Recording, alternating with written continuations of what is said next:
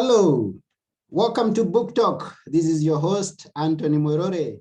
And at Book Talk, we get to have authors come and tell us about their book. And today, this is no exception. We have one great guest with us. His name is Toby Travis. And I'm going to welcome him to the show. Welcome to the show, Toby. Thank you, Anthony. My pleasure. Appreciate the opportunity to talk with you and your listeners. Yeah, it's great to have you on our show. Now, for you, the viewers, Dr. Toby knows what he's talking about, and this is what he's going to talk about: trust, and especially in institutions. Now, Dr. Toby has been an educator for many years. He's a school superintendent right now. He's an adjunct professor at a university. So he's got all the experience with trust, and in leadership, he's a leader. So he's authored a book called TrustED, The Bridge to School Improvement. And this is what we are going to be dealing with at Book Talk today. Welcome. Now, to begin with, Dr. Toby, we would like to know much more about you. I just mentioned just a few things. So tell us a bit more of yourself before we come to the book.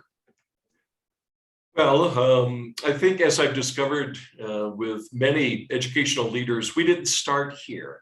Yeah. And it's true for me. Really, my work in and with schools is kind of a second, third career even.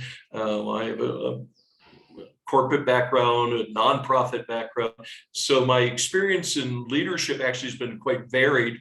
But then, developed a passion for teaching and was a classroom teacher as well. And then kind of, walked up, through the ranks of the school as a coordinator, and then a principal and a head of school and now superintendent the last years. But my passion has always been developing others. And really, that's really where we find the best of leadership happens. It's where leaders understand it's not about them. It's about the people you're working with. It's about the team that you're developing. Or as a teacher, it's about the students that you're pouring yourself into and developing. And those are all trust issues. Is what I've discovered both through practice, observation, and even the research. Okay. And so this passion for understanding the absolute essential of trusted relationships, no matter what our work is, it is the foundation of any measurement of success. Oh, and I like the fact that you focus on developing individuals, because many of us are mistaken by the fact that organization, institutions, or anything out there is not just a structure that moves. Right. It's moved by people, by individuals. And if we don't build these individuals up, if we don't encourage them, if we don't support them, then the organization or institution falls. And everything rises or falls on leadership. Thank you, John Maxwell. Yes, that's correct. Maxwell says that. Yeah. Well, in the book, I talk about how teachers are the essence of the school. Mm-hmm. And when we talk about, school improvement, we talk about developing a school, we're not talking really about a facility or technology. I mean, those are important elements that can support the success of a school. Mm-hmm. But the school, its essence, is the teachers. Same in the corporate setting. The essence of the business are the employees, or is the employees. It's you want a good product or service in the end, but you're not going to get there if you don't understand the high value of the people who are actually doing the work.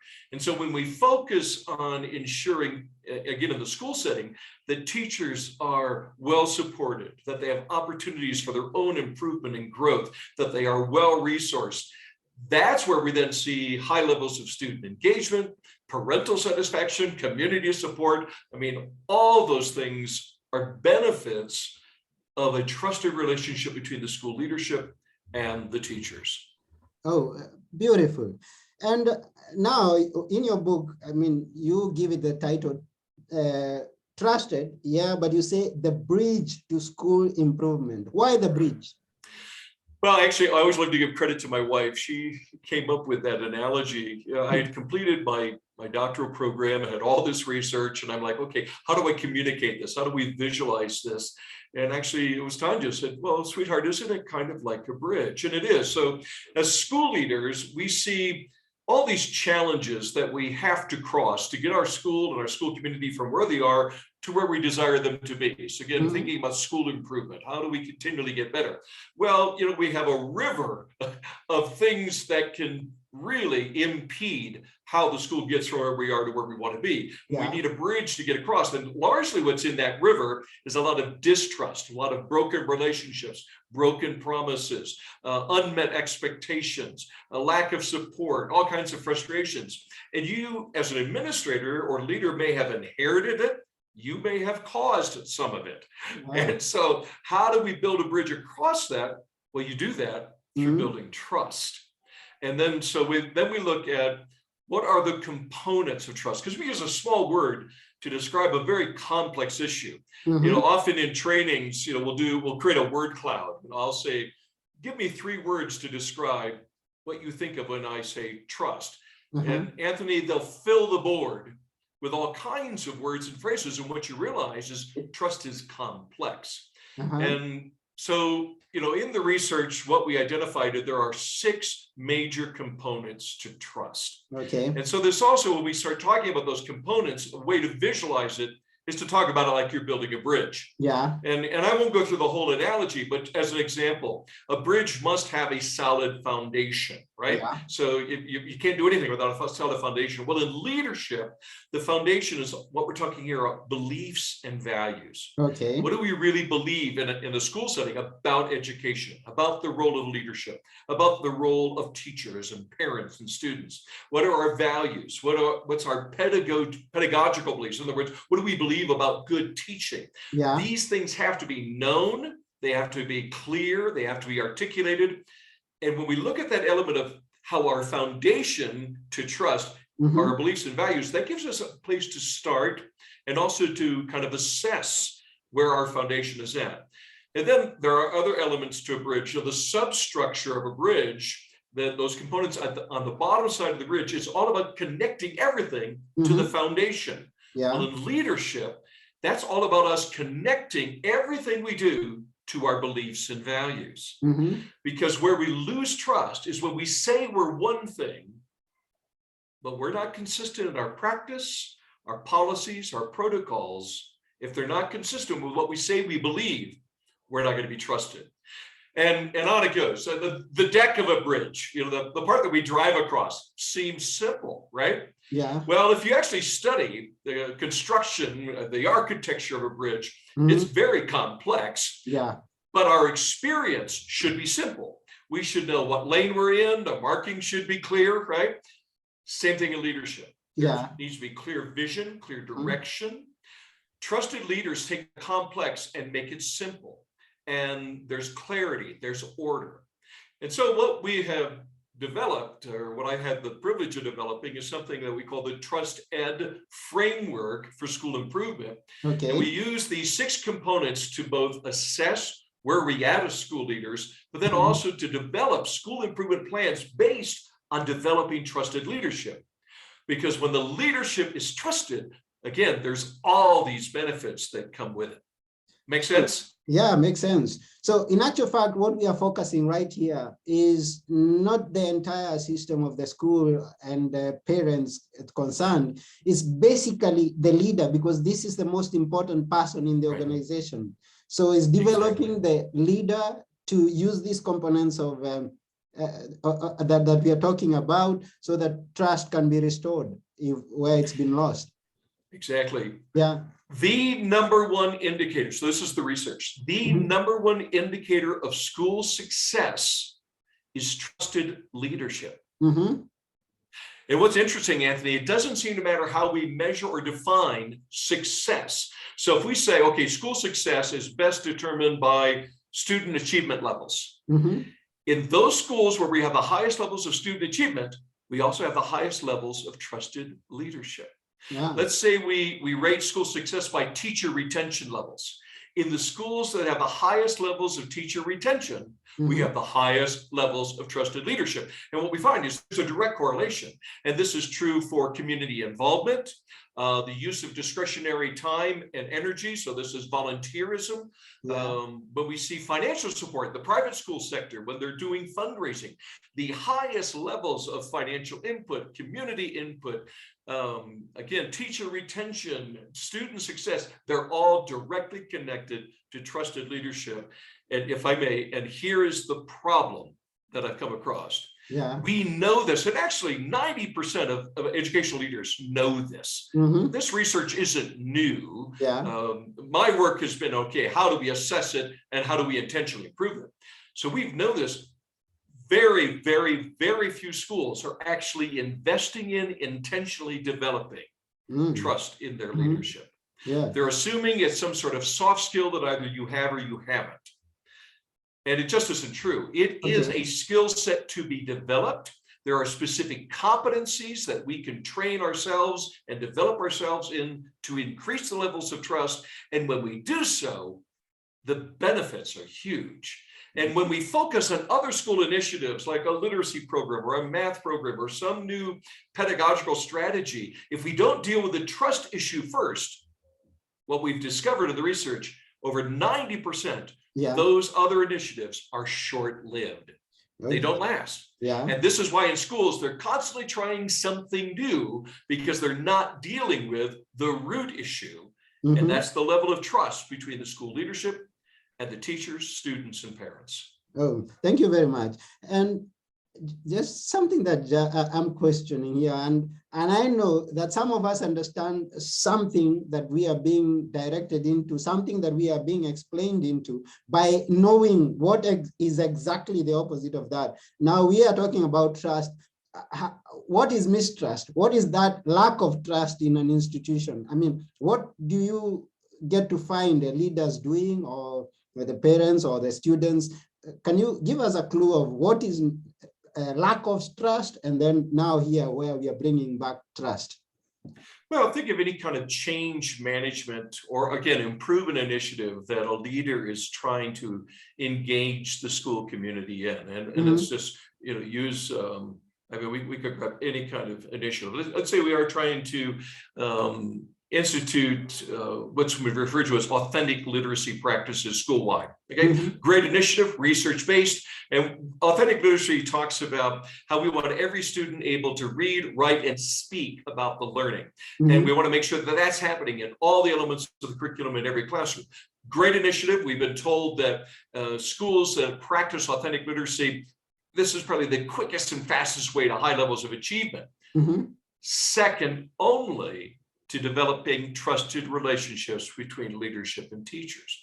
So if that does not happen, what happens is teachers become skeptical. They don't necessarily own the initiative. That it feels like they're living in an autocratic environment. Well, leadership tells us we need to do this, and so we just do it. Now, there might be compliance, but there's not passion. And without passion, without ownership, short-term success, if any.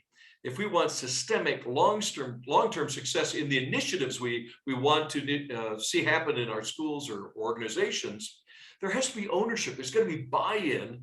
Well, that happens through trust. Without it, now folks are skeptical. They're like, oh, here comes one more thing we have to do. It becomes an obligation, not a vision. And that's where trusted leadership comes in.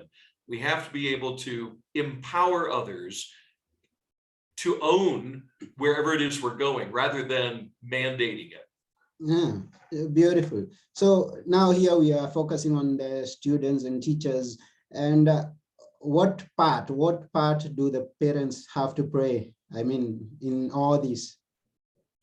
Well, I'm an absolute believer that actually the responsibility of education is the parents. And that is my role as a dad.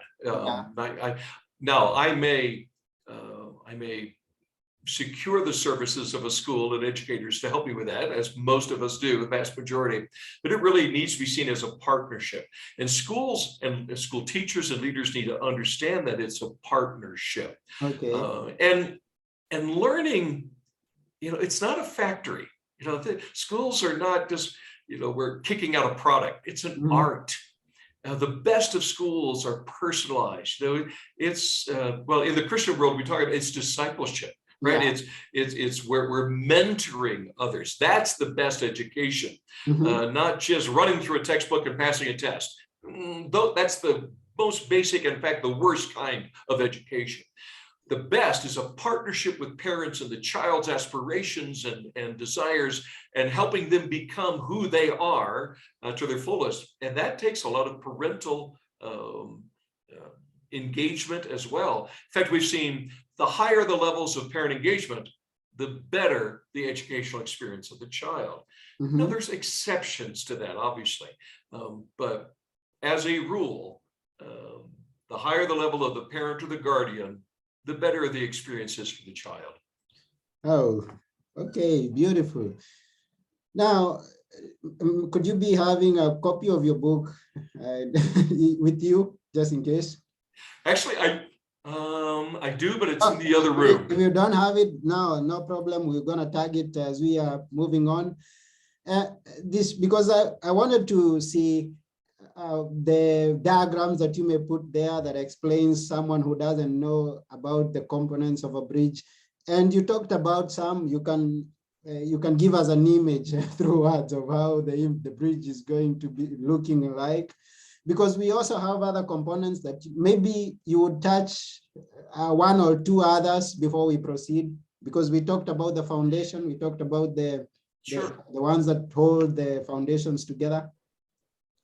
Well, on a bridge, a suspension bridge, so think about a large suspension bridge, they have what they're called bearings. And actually, as a driver, you may not even be aware that the bearings sit between the substructure and the deck of the bridge. And they're actually the moving parts of a suspension bridge. And they flex based on the payload, the weather, if there's high winds in parts of the world where there's earthquakes, it actually is what keeps the bridge stable. Yeah. Well, in leadership, the bearings of trusted leadership is this ability to be flexible.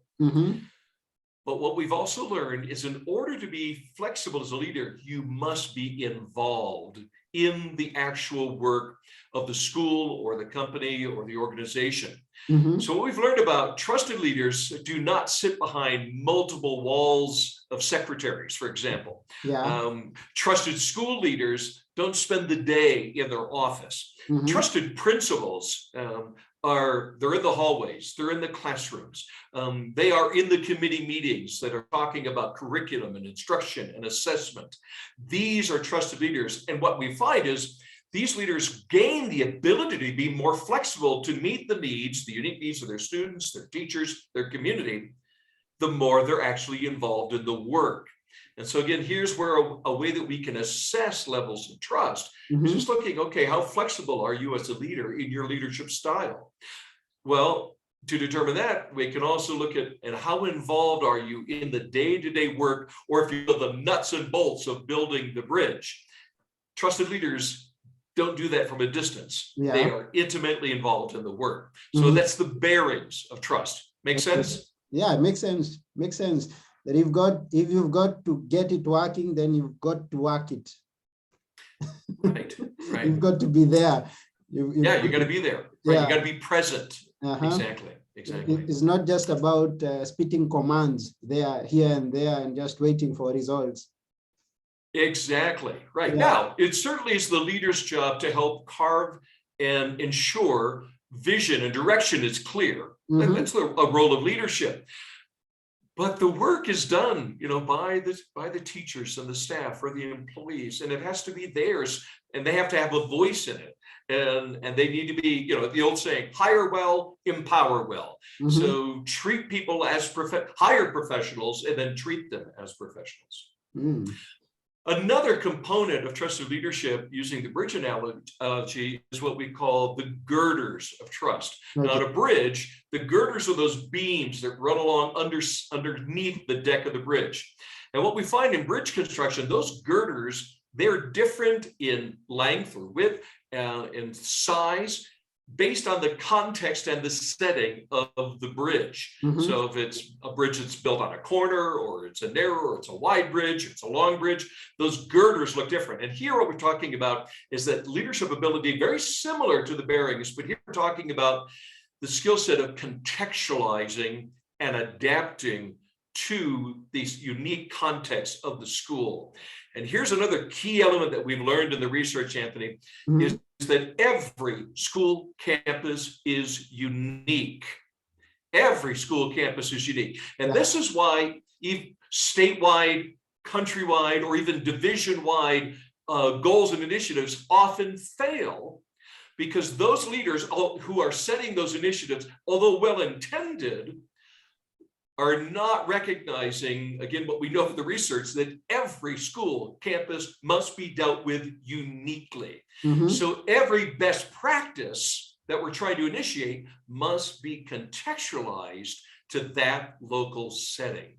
And that's a really huge piece of leadership and trusted leadership, is understanding and initiating and championing the idea that, okay, here's what we want to accomplish, but to get there, we've got to contextualize it to our people, our culture, our customs, our unique limitations of whatever it may be, and how we're operating. And that literally looks different on every school campus. Oh, good to know that. Because I was going to ask you about a personal question on my side. Where I come from, in the recent past, we've had so much unrest in schools and so much destruction of property by the students. And I was going to ask you, what do you think could be the cause? But then you kind of let me know that it's gonna be different from what you know yourself.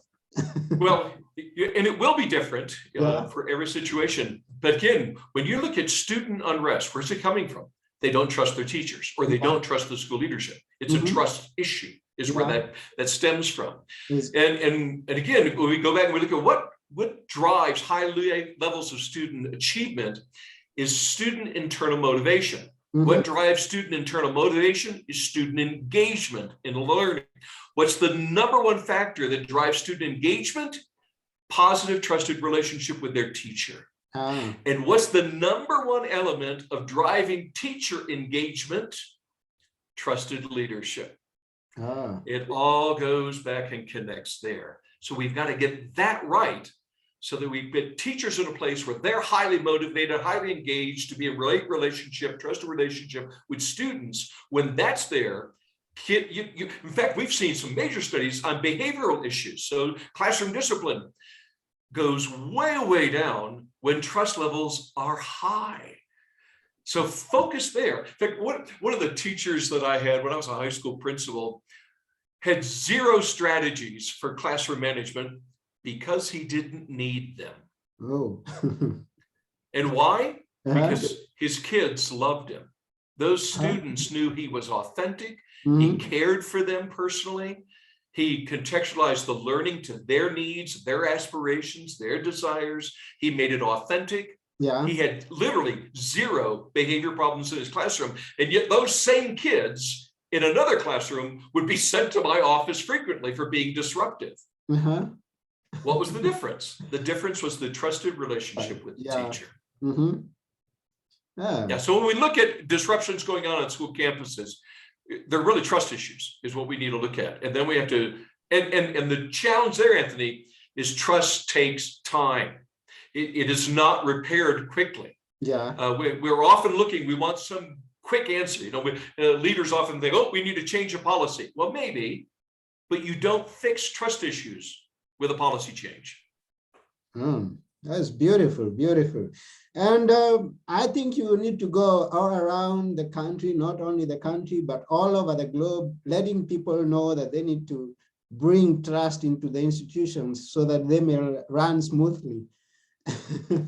But then you did. I've had the privilege and opportunity of 20 countries of the world so far. Oh, 20 of them. Have you been to my country? Yes. I come from Kenya. Have you been to my country? Kenya. To Kenya, no. I am working with a school consultant in Nigeria, but no, I have not made it yet to Kenya. I'm open to an invitation at any time. We need you there. We need you there sooner than later. And I believe in other schools and in other countries too, that you're really needed. But it's good that you came out with this book. You've given us this book. Well, and Anthony, if I may, and you also you know, mentioned, if I may, with the pandemic, you know, most of the training has gone just doing what we're doing right here. Yeah. You know, I literally have traveled very little over the last 2 years, but I've continued to work in about 7 countries just in this last year.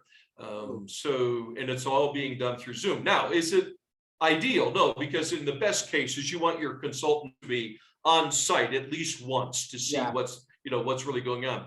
But there's still a lot we can do and work on, even through Zoom sessions. So, right, if you've got schools listening in Kenya, please do contact me, reach out to me. I can assist you even without the travel and until the pandemic subsides. So there's a lot that we can help just to give some assessments and then some building blocks of how do we intentionally get to a better place, you know, across the bridge, as it were. Oh, beautiful, beautiful. And I've also learned that there is a tool you've come up with. Please tell us about that. Right. So one of the things that came out of the research was, first of all, how do we talk about trust and understand its complexities? But then another benefit of that was how to assess it. And now, I'm always the first to say there is no such thing as a perfect assessment. Yeah. But I'm also a firm believer in data-informed decisions, data-informed planning. And so where do we get the data? So with the help of some folks, a lot smarter than me, helped me put together what we call the Trusted School Leader 360 assessment. Okay. And this is a survey tool where school leaders, they share this assessment tool link. It's all done virtually, a link to their employees, the people that they are supporting and leading. And it's an assessment on the leader. And there are 48 questions that actually can be answered in about 10 to 12 minutes. So it doesn't take terribly long, but it's giving a lot of information, and every one of the questions is crafted out of the research. So we know that these are research-based, practice-based, and validated questions.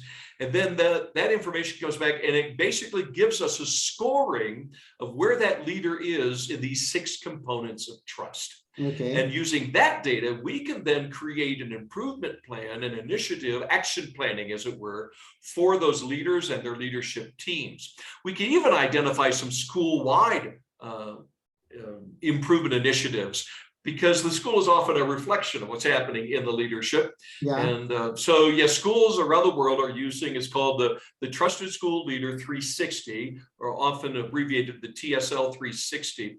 A company called SchoolRight out of Texas hosts the assessment.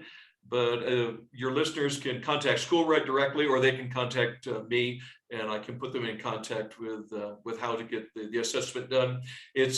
It's very, the pricing on it is made available for really any school in the world.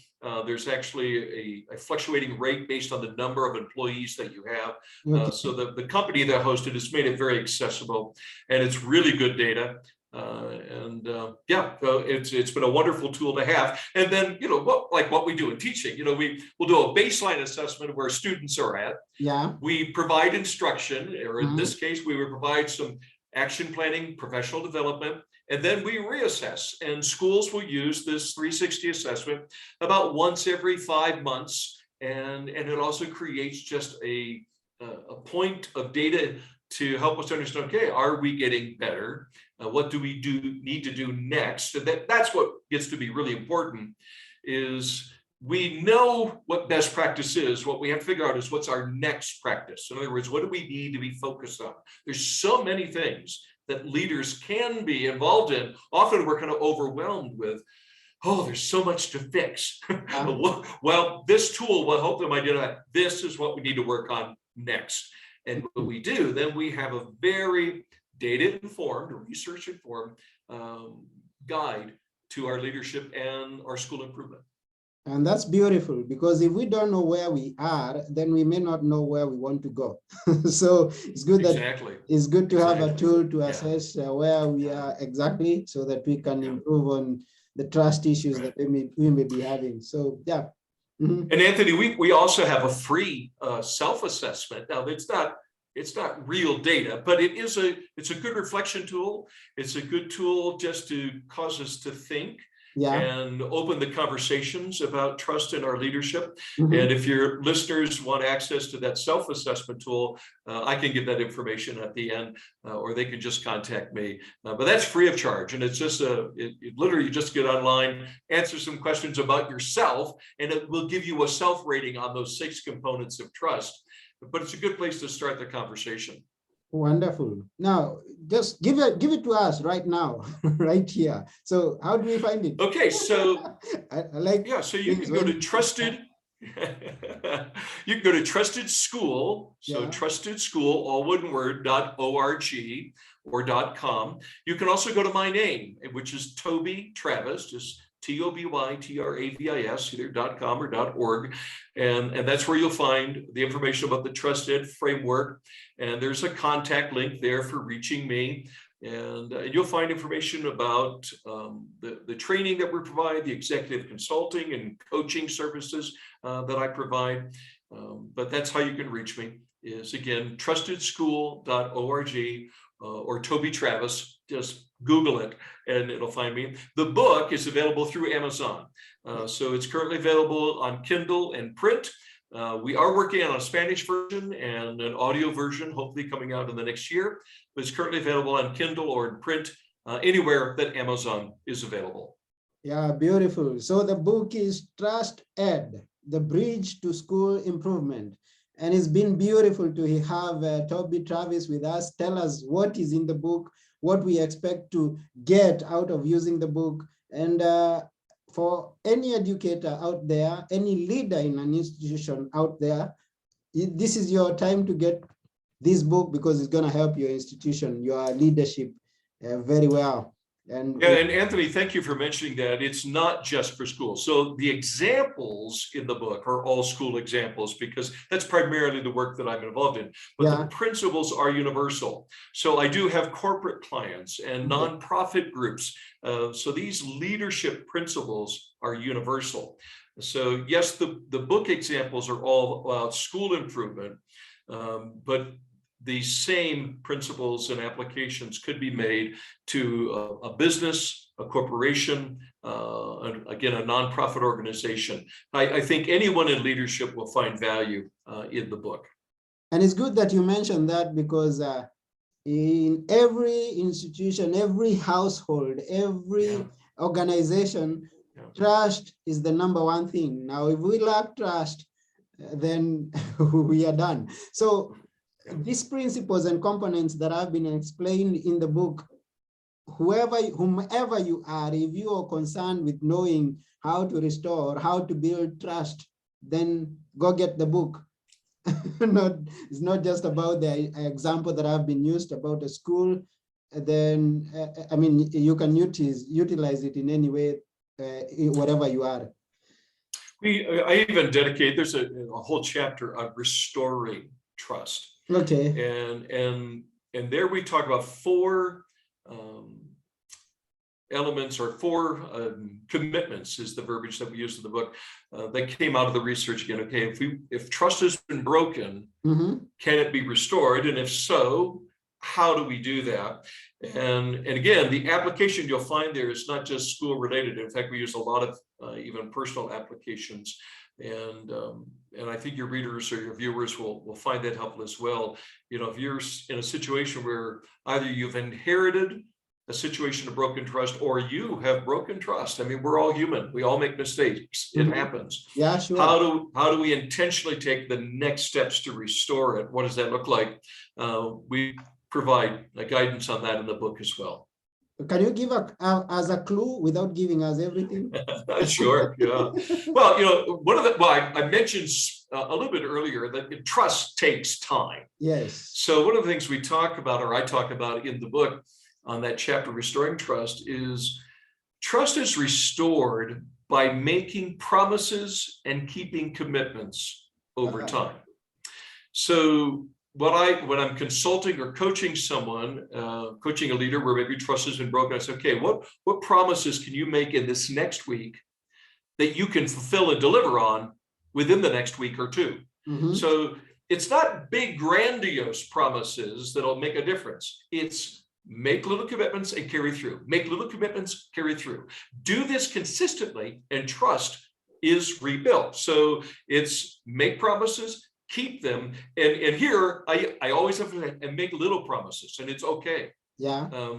Where leaders think, well, I've got to come up with some big initiative that I got to fix, and maybe, but the way to build trust is on a daily basis of, hey, let me get that done for you. Help an employee by solving a problem for them and doing it rapidly and thoroughly.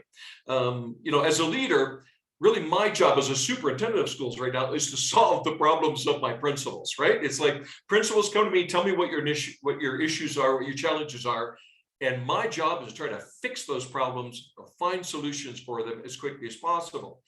And so if you become the problem solver for others, this is how you build trust. So that would be an example of one of those steps, is make promises and keep them rapidly and consistently.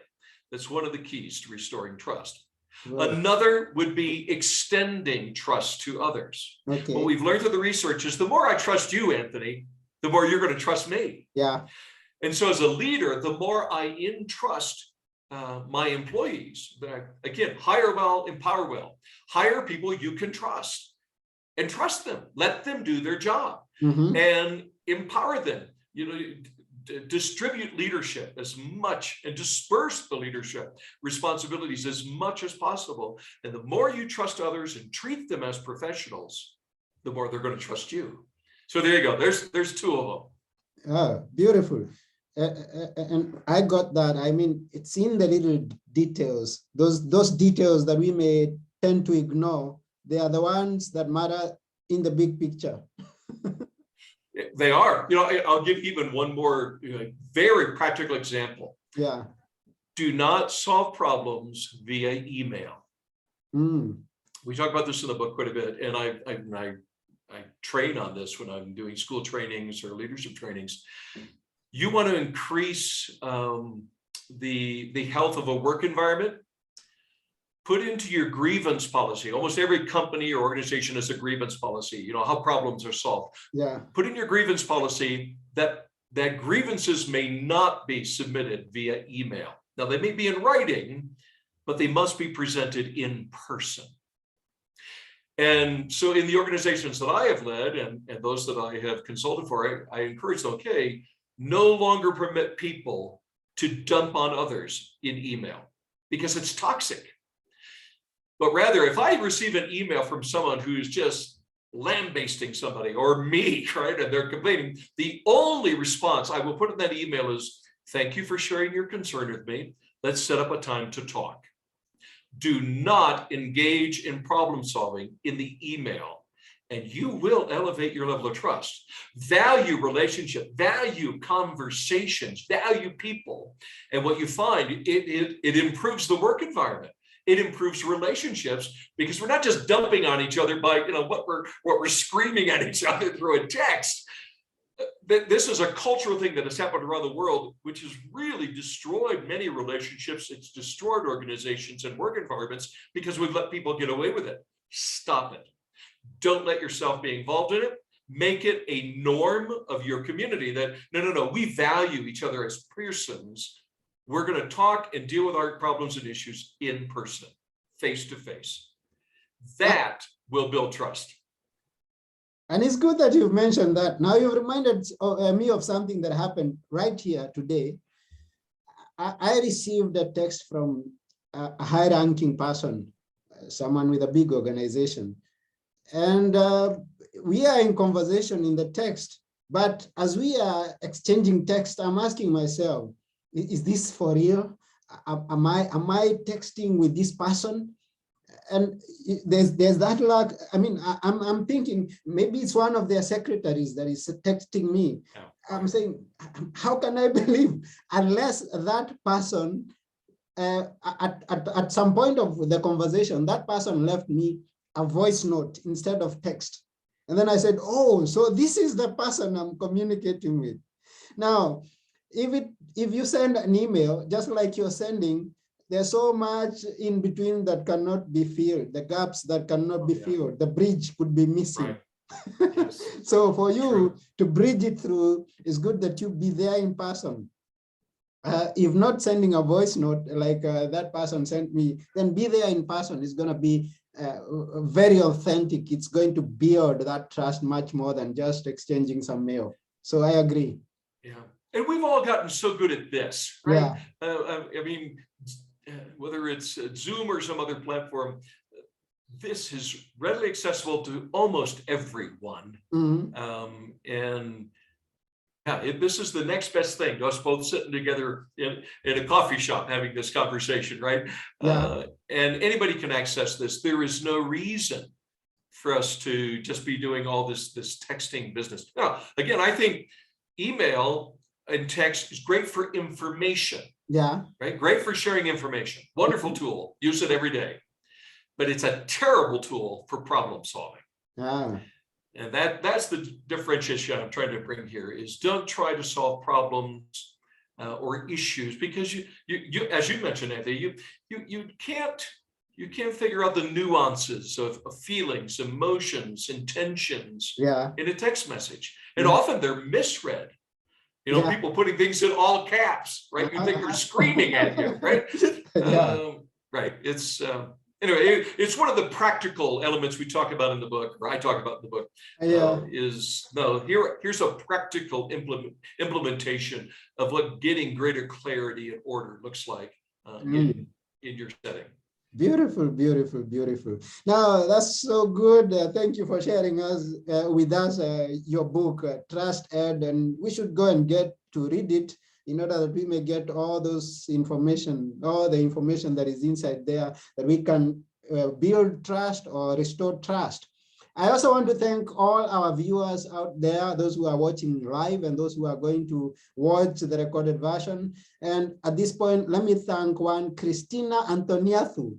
She's a good follower of this program episode and this program especially.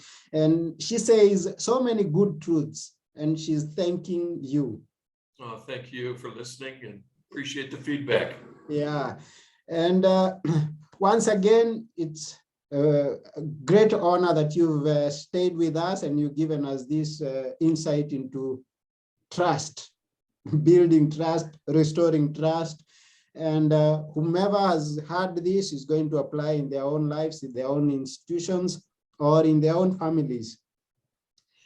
But before we go, I always ask you to leave us with a parting shot. Those words that you'd like us to remember you with.